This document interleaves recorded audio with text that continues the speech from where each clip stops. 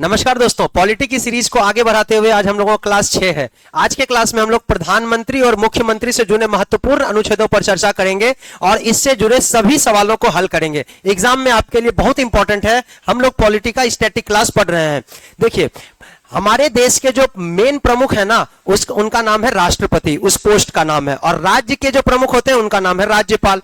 लेकिन राष्ट्रपति और राज्यपाल सिर्फ औपचारिक प्रमुख हैं देश और राज्य के। जो मेन प्रमुख हैं, जिनके पास सही में ताकत है, जो वास्तविक शक्ति रखते हैं, वो है हमारे प्रधानमंत्री देश के लिए, और राज्य की वास्तविक शक्ति मुख्यमंत्री के पास होती है। दोस्तों, अगर हम आपसे बात करें कि अनुच्छेद 74 क्या कहता है, ध्यान से सुनते रहिएगा, एकदम क्लियर हो जाएगा दोनों। अनुच्छेद 74 कहता है कि भारत के राष्ट्रपति की सहायता के लिए एक मंत्री परिषद का गठन होगा। एक बहुत इंपॉर्टेंट बात है कि भारत की राष्ट्रपति की सहायता के लिए एक मंत्री परिषद का गठन होगा, अनुच्छेद 74। जबकि अनुच्छेद 163 क्या कहता है? अनुच्छेद 163 कहता है राज्यपाल की सहायता के लिए एक मंत्री परिषद का गठन होगा। देखो कितना आसानी से आप दोनों को समझ सकते हो। 74 राष्ट्रपति की सहायता के लिए एक मंत्री परिषद होंगे, अनुच्छेद 163 राज्यपाल की सहायता के लिए, अरे वाह, मंत्री परिषद गठन होगा राज्य के लिए।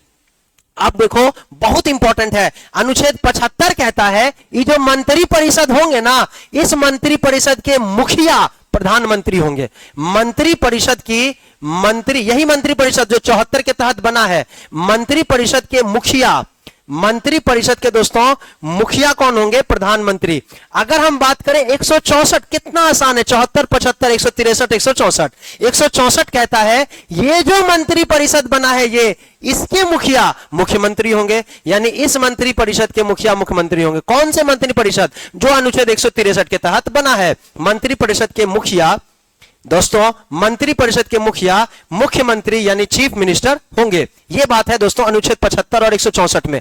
अगर हम अनुच्छेद 75 की बात करें तो 2003 में 91वां संविधान संशोधन 91st कॉन्स्टिट्यूशनल अमेंडमेंट हुआ। देखो, एकदम याद रखना है आपको, 2003 में इसी अनुच्छेद 75 में संशोधन किया गया, 91वां संविधान संशोधन 2003। और कहा गया, इस संशोधन में क्या कहा गया दोस्तों? इसमें कहा गया कि प्रधानमंत्री को मिलाकर, including the prime minister of India, मंत्री परिषद 15% से ज्यादा नहीं होना चाहिए। मंत्री परिषद का आकार 15% से ज्यादा मंत्री, जितना सांसद है, जैसे 543 सांसद है, इसका 15% करेंगे। अगर हम 10% कर दे तो 54, और 5% और कर दे तो 27, 5% और कर देंगे तो कितना हो जाएगा? या 15% निकाल लो ना, इसका क्या दिक्कत है? 543 का 15% आप कर दोगे तो इतना ही मंत्री का पोस्ट हो सकता है, इससे ज्यादा मंत्री नहीं हो सकते। यह बात भी आपको ध्यान रखना है। 5 से काटेंगे 3 बार, 5 से काटेंगे 20 बार, तो आप कर लोगे, आप समझ गए कि 91वां संविधान संशोधन कहता है कि मंत्री परिषद का जो आकार है दोस्तों, मंत्री परिषद का जो आकार है वो सांसदों से 15% से अधिक नहीं हो सकता। 15% से कम अलाउड है, अधिक नहीं हो सकता। यह बात 91वां संविधान संशोधन 2003 है। अभी तक क्या पढ़े? 74 कहता है राष्ट्रपति की सहायता के लिए एक मंत्री परिषद, 163 कहता है राज्यपाल की सहायता के लिए एक मंत्री परिषद, 74 के बाद 75 कहता है उस मंत्री परिषद का मुखिया प्रधानमंत्री होंगे, जबकि इसमें कहते हैं 164 में कि इस मंत्री परिषद के मुखिया चीफ मिनिस्टर होंगे। अच्छा दोस्तों, एक बात और बहुत इंपॉर्टेंट है, 91वां संविधान संशोधन 2003 क्या है? प्रधानमंत्री को मिलाकर मंत्री परिषद का आकार 15% से ज्यादा नहीं, जितने भी सांसद हैं 543 है, उसके 15% या उससे कम ही मंत्री होंगे, उससे ज्यादा मंत्री नहीं बन सकते। अगर हम बात करें दोस्तों कि जो प्रधानमंत्री हैं ये किस सभा के सदस्य होते हैं, तो ये लोकसभा के भी सदस्य हो सकते हैं या राज्यसभा के भी सदस्य हो सकते हैं, इसमें दिक्कत नहीं है। दोनों में से किसी एक सभा के सदस्य होने चाहिए। वही मुख्यमंत्री, बहुत अच्छा, विधानसभा या विधान परिषद, दोनों में से किसी एक के सदस्य हो सकते हैं। अगर किसी के भी सदस्य नहीं है और चुनाव और उनको राष्ट्रपति प्रधानमंत्री बनाना है, ना लोकसभा के सदस्य हैं ना राज्यसभा के सदस्य हैं, और उनको प्रधानमंत्री बनाना है, तो याद रखिएगा ऐसे व्यक्ति को प्रधानमंत्री बनाया जा सकता है, लेकिन 6 माह के अंदर, 6 माह के दोस्तों अंदर इन दोनों में से किसी एक सदन का उनको चुनाव जितवाना पड़ेगा, दोनों में से किसी एक सदन का सदस्य बनाना पड़ेगा। ठीक वही व्यवस्था मुख्यमंत्री में भी है कि अगर मुख्यमंत्री जिसको आप बना दिए हैं, मान लो कि विधानसभा के लोगों ने जिसको मुख्यमंत्री बना दिया, वो मुख्यमंत्री अगर ना विधानसभा का सदस्य हैं ना ही विधान परिषद के सदस्य हैं, तो आप कहेंगे कि 6 महीने के अंदर मुख्यमंत्री जिसको भी आप चुने हैं वो 6 माह के अंदर अंदर विधानसभा या विधान परिषद का सदस्य बनना पड़ेगा। यह बात आप जानते हैं। अगर हम बोले कि प्रधानमंत्री कौन बन सकता है, तो आप कहना सर प्रधानमंत्री लोकसभा में बहुमत दल दोस्तों बहुत इंपॉर्टेंट बात है, बहुमत दल के नेता, बहुमत दल के नेता। कहां बहुमत दल के नेता? तो लोकसभा में। लोकसभा में बहुमत प्राप्त करने के लिए का मतलब है, सामान्य बहुमत की बात करते हैं, 50%। जितना लोग हैं, जितना एमपी 543, उसका आधा से एक ज्यादा बहुमत होता है। 50% से एक ज्यादा, 51% नहीं लिखे हैं, 50% प्लस एक सदस्य। वहीं विधानसभा में भी यही है कि विधानसभा में जो बहुमत दल के नेता होंगे, बहुमत दल के नेता, बहुमत दल जो भी है उसके जो नेता, बहुमत दल किसे पता चलेगा? विधानसभा में 50% एमएलए यानी कि मेंबर ऑफ लेजिस्लेटिव असेंबली विधायक होने चाहिए और उससे एक ज्यादा, 50% प्लस एक, 51% नहीं है, 50% एक। बार बार एग्जामों में आपको कंफ्यूज करेगा। तो याद रखिएगा, प्रधानमंत्री किसी भी सदन के सदस्य हो सकते हैं, नहीं है तो 6 माह के अंदर चुनाव करा के बना लो, लेकिन लोकसभा में बहुमत दल के नेता ही प्रधानमंत्री बनेंगे, राज्यसभा में बहुमत दल के नेता नहीं बनेंगे। अगर हम मुख्यमंत्री की बात करें, नाम तो जानते हो, क्या बताएंगे? अगर हम बोले विधानसभा में बहुमत दल के नेता मुख्यमंत्री बनेंगे, लेकिन ये किसके सदस्य हो सकते हैं? दोनों में से किसी के सदस्य हो सकते हैं, विधानसभा या विधान परिषद। विधान परिषद हमारे मात्र 6 राज्यों में है, आप ये भी जानते हो। अगर हम बात करें दोस्तों, 6 राज्य कौन कौन से हैं? बिहार, बिहार के बाद उत्तर प्रदेश, महाराष्ट्र और बोलो कर्नाटका, तेलंगाना और बहुत अच्छा आंध्र प्रदेश। अगर हम बात करें आगे दोस्तों, इसकी बात करें, प्रधानमंत्री इस तरफ प्रधानमंत्री, इस तरफ चीफ मिनिस्टर है। इसमें कुछ इंपॉर्टेंट बात बनते हैं कि आयु सीमा क्या है? प्रधानमंत्री, आप बताओ, प्रधानमंत्री तो लोकसभा या राज्यसभा दोनों में से किसी के सदस्य हो सकते हैं। तो लोकसभा की न्यूनतम आयु पिछले वीडियो में आपको पढ़ाए हैं 25 साल, राज्यसभा के 30 साल। तो ये न्यूनतम आयु 25 वर्ष का कोई व्यक्ति प्रधानमंत्री का बनने का सपना देख सकता है। चीफ मिनिस्टर के लिए भी 25 वर्ष है न्यूनतम आयु। मैक्सिमम कोई आयु नहीं है, नो लिमिट है, जब तक जिंदा है तब तक बन सकते हैं, कोई दिक्कत नहीं है। कार्य और शक्ति की बात करें तो प्रधानमंत्री दोस्तों कार्यपालिका, देश की कार्यपालिका की या संघ की कार्यपालिका के वास्तविक अध्यक्ष होते हैं। शुरू में हम बोले ये संघ की कार्यपालिका के, संघ की दोस्तों कार्यपालिका के, एग्जीक्यूटिव के, कार्यपालिका के वास्तविक प्रधान होते हैं। वास्तविक, सारी शक्ति इन्हीं में निहित है। वास्तविक प्रधान, याद रखना, औपचारिक प्रधान राष्ट्रपति हैं। वही अगर हम बात करें चीफ मिनिस्टर में, तो आप कहेंगे सर सब चीफ मिनिस्टर में यही है, चीफ मिनिस्टर में भी यही है, लेकिन ये राज्य की कार्यपालिका के वास्तविक प्रधान है। राज्य की कार्यपालिका, राज्य की दोस्तों कार्यपालिका के वास्तविक प्रधान। बहुत अच्छा, हमको उम्मीद है कि आप सब बात को एकदम दिमाग में सेट करते हुए चल रहे होंगे। संघ की कार्यपालिका के औपचारिक प्रधान राष्ट्रपति, वास्तविक प्रधान प्रधानमंत्री। अगर हम बोले राज्य की कार्यपालिका के औपचारिक प्रधान राज्यपाल और वास्तविक प्रधान कौन है, तो आप कहेंगे सर वास्तविक प्रधान चीफ मिनिस्टर हैं। अगर हम बोले कि प्रधानमंत्री किसके प्रति उत्तरदायी होता है, संसद के प्रति, लोकसभा के प्रति, राज्यसभा के प्रति, तो आप कहना सर सदस्य तो ये किसी का हो सकता है, लेकिन ये किसमें बहुमत दल का नेता है? लोकसभा में बहुमत दल का नेता है, इसीलिए उत्तरदायी भी ये लोकसभा के प्रति होते हैं। यहां लड़का बहुत गलती करता है, लोकसभा के प्रति उत्तरदायी। ठीक वैसे ही विधानसभा के प्रति उत्तरदायी होते हैं कौन? मुख्यमंत्री। याद रखना, विधान परिषद, राज्यसभा नहीं लिखे हैं, संसद या विधान मंडल नहीं लिखे हैं, लोकसभा और विधानसभा। वेतन कौन तय करता है? यह भी कई बार सवाल आता है। प्रधानमंत्री का वेतन दोस्तों संसद द्वारा तय होता है। संसद का मतलब तीनों, आपको पिछले वीडियो में संसद भी पढ़ाए हैं, लोकसभा, राज्यसभा और राष्ट्रपति, वो तय करते हैं। संसद द्वारा तय होता है प्रधानमंत्री का वेतन, जबकि विधानमंडल द्वारा तय होता है, विधानमंडल द्वारा तय होता है राज्य के विधान चीफ मिनिस्टर का वेतन। याद रखना, विधानमंडल में विधानसभा, विधान परिषद, राज्यपाल। जिस राज्य में विधान परिषद नहीं है उसमें सिर्फ विधानसभा हो जाएगा। अगर हम आगे बात करें, ये बड़ा इंपॉर्टेंट है दोस्तों, अनुच्छेद 78।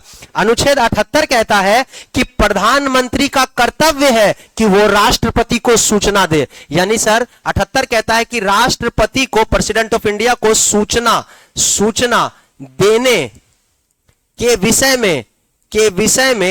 विषय में दोस्तों प्रधानमंत्री के कार्य, प्रधानमंत्री का यह कार्य है, यह कर्तव्य है कि वो राष्ट्रपति को सूचना दे। ठीक वैसे ही अनुच्छेद 167 है यहां, जो वहां 78 है यहां 167 है, जो वहां 74 है यहां 163 है, जो वहां 75 है यहां 164। अभी तुरंत आपको बताए इसमें क्या है। राज्यपाल को दोस्तों, राज्यपाल को सूचना देने के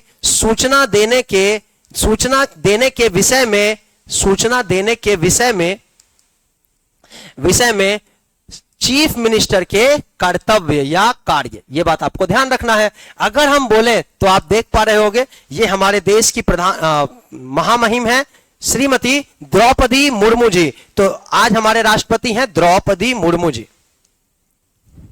द्रौपदी मुर्मू जी आप जानते हो उड़ीसा के मयूरभंज से, और ये हमारे बिहार राज्य का स्पेशल है। तो बिहार राज्य के आप जानते हो राज्यपाल हैं, नाम क्या है, विश्वनाथ अर्लेकर। ये बिहार के राज्यपाल हैं, इसीलिए हम यहां लिख दिए कि ये सब राज्यपाल के प्रति प्रधानमंत्री और चीफ मिनिस्टर के दायित्व हैं।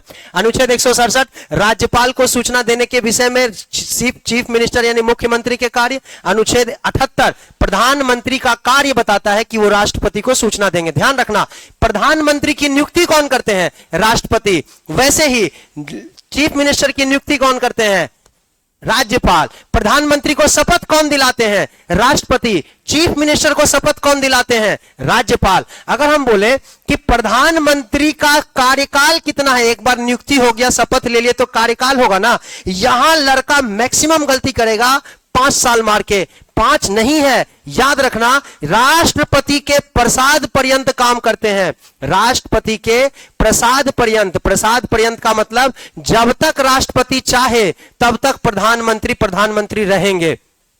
सर राष्ट्रपति कब तक चाहेंगे, तो आपको हम बताए हैं राष्ट्रपति तब तक चाहेंगे जब तक मंत्रिपरिषद चाहेगा, और मंत्रिपरिषद कब तक चाहेगा, जब तक लोकसभा में उनको बहुमत है। तो मिला जुला के 5 साल हो जाता है, लेकिन एग्जाम में आएगा तो आप लिखोगे राष्ट्रपति के प्रसाद पर्यंत प्रधानमंत्री का कार्यकाल है, 5 साल नहीं है। वैसे ही राज्यपाल के प्रसाद पर्यंत मुख्यमंत्री काम करते हैं। राज्यपाल के प्रसाद पर्यंत का मतलब होता है जब तक राज्यपाल चाहे तब तक ये मुख्यमंत्री बनके रहेंगे। और राज्यपाल हालांकि कब तक चाहेंगे, जब तक वो विधानसभा में विधायक दल के मुखिया होंगे और बहुमत दल के मुखिया होंगे। और मुखिया कब तक रहेंगे, जब तक, तो आप जान रहे 5 साल हो ही जाता है, तो ये भी 5 साल मिला जुला के आ जाते हैं। लेकिन एग्जाम में, हम एग्जाम के लिए पढ़ा रहे हैं, तो एग्जाम में ऐसे त्याग पत्र, प्रधानमंत्री किसको त्याग पत्र देंगे, राष्ट्रपति को। जो नियुक्त करता है उसी को ना त्याग पत्र देंगे। जबकि हम बोले कि मुख्यमंत्री किसको त्याग पत्र देंगे, तो राज्यपाल को देंगे। हमको लगता है कि ये एकदम क्लियर है, इसीलिए हम आपको इंटरेक्टिव वे में पढ़ा रहे हैं। अच्छा लगे तो शेयर जरूर करिए, थोड़ा हौसला दीजिए, लोगों तक पहुंचाइएगा तो हम लोगों को भी लगेगा कि आपके लिए मेहनत करने में हमको फायदा है। आगे बात करते हैं दोस्त, नेक्स्ट क्वेश्चन। ये बड़ा इंपॉर्टेंट बात आता है कभी कभी कि भारत के प्रथम महिला प्रधानमंत्री कौन है। तो आप जानते हैं एकमात्र ही बनी है अभी तक, श्रीमती इंदिरा गांधी। ये महिला प्रधानमंत्री है पहली, इंदिरा गांधी जी। और प्रथम प्रधानमंत्री कौन है, तो श्री जवाहरलाल नेहरू जी। अगर हम आपसे कहें कि ऐसे कौन से प्रधानमंत्री हैं जो कभी संसद गए ही नहीं, बाहर शपथ लिए, अब बाहर संसद आते उससे पहले इनको इस्तीफा देना पड़ गया, ये प्रधानमंत्री हमारे चौधरी चरण सिंह जी। चौधरी चरण सिंह, आप जानते हो उत्तर प्रदेश से हैं, चौधरी चरण सिंह। इंपॉर्टेंट इतने हैं दोस्तों, चौधरी चरण पहले गैर कांग्रेसी। ये बीपीएससी में सवाल पूछा कि पहले गैर कांग्रेसी, हमेशा तो कांग्रेस बनते थे, पहले गैर कांग्रेसी प्रधानमंत्री 1977, आपको पता है 1977, श्री मोरारजी देसाई चीफ मिनिस्टर। पहले थे ये किसके, गुजरात के, बाद में ये प्रधानमंत्री बने मोरारजी देसाई।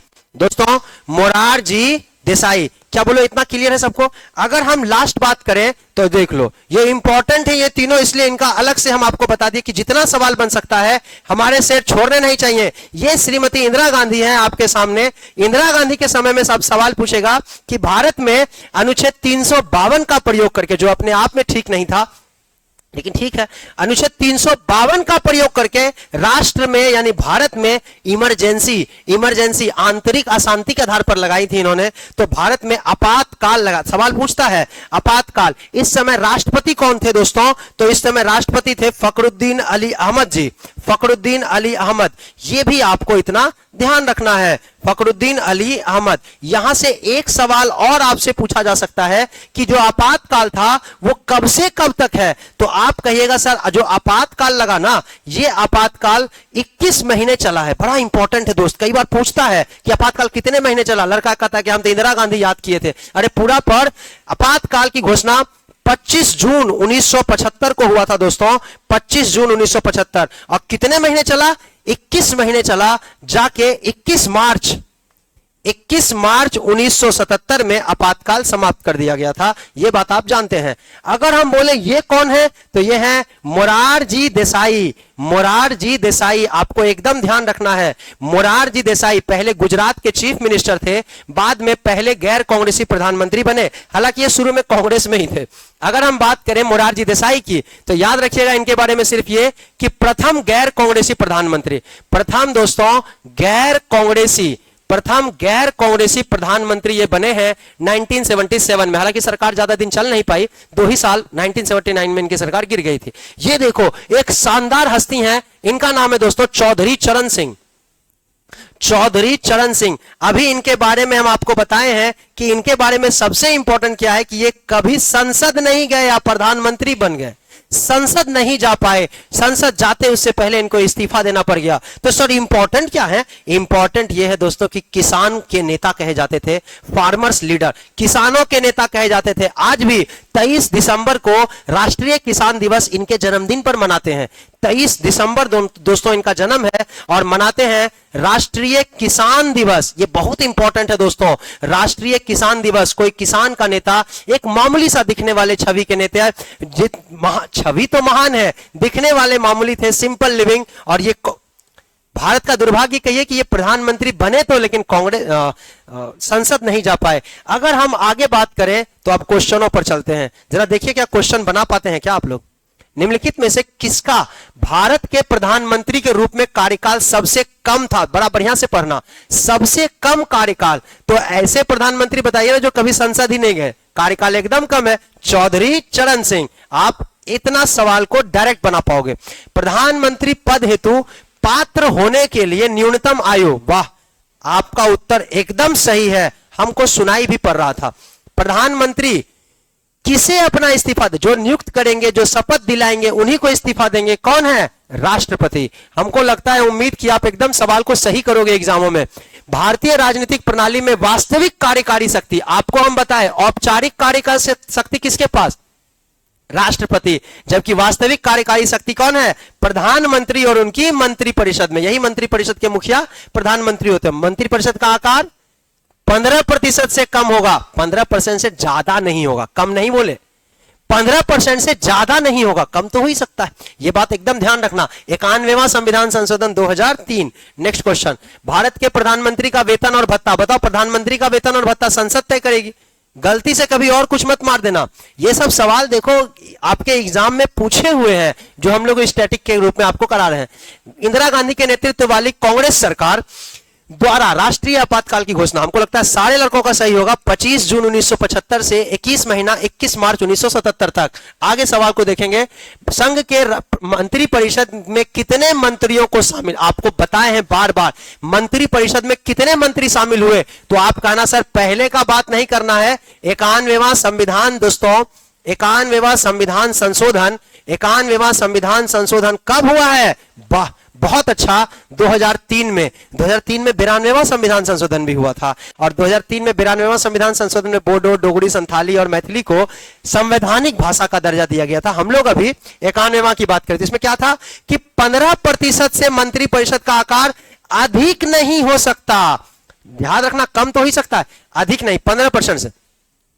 सदस्यों की कुल संख्या 10%, गलत हो गया, सदस्यों की कुल संख्या 50%। ले, प्रधानमंत्री की इच्छा अनुसार ऐसा कुछ नहीं है। लोकसभा के सदस्यों की कुल संख्या का 15% से अधिक नहीं हो सकता, 15% हो सकता है, उससे कम भी हो सकता है दोस्तों। नेक्स्ट क्वेश्चन, भारत की केंद्र सरकार की मंत्रिपरिषद किसके प्रति, बार बार हम बोले, चाहे प्रधानमंत्री हो चाहे मंत्रिपरिषद हो, किसके प्रति उत्तरदायी है? लोकसभा के प्रति। संसद मत मार देना, प्रधानमंत्री लोकसभा और मुख्यमंत्री वाह विधानसभा के प्रति उत्तरदायी होते हैं। निम्नलिखित में से कौन निम्नलिखित में से दोस्तों कौन स्वतंत्र भारत का पहला शिक्षा मंत्री है? बहुत अच्छा, आप जानते ही होंगे, अबुल कलाम आजाद। कांग्रेस के सबसे ज्यादा दिन तक सर्विंग प्रेसिडेंट भी यही रहे हैं, आप जानते हो। सबसे युवा अध्यक्ष भी कांग्रेस के यही बने थे, यह भी आपको ध्यान रखना है। भारत के संविधान के अनुच्छेद 74 के तहत राष्ट्रपति किसकी सलाह पर कार्य करता है? 74 है, 75 नहीं। अरे प्रधानमंत्री मार दोगे, गलत हो जाएगा। 74 में है कि राष्ट्रपति की सहायता के लिए मंत्री परिषद का गठन होगा, और बहुत अच्छा सही उत्तर है। इतने ही सवाल आज थे दोस्तों। हम लोग जल्दी ही नेक्स्ट वीडियो में मिलते हैं, जिसमें हम लोग आगे की क्लास को करेंगे। धन्यवाद।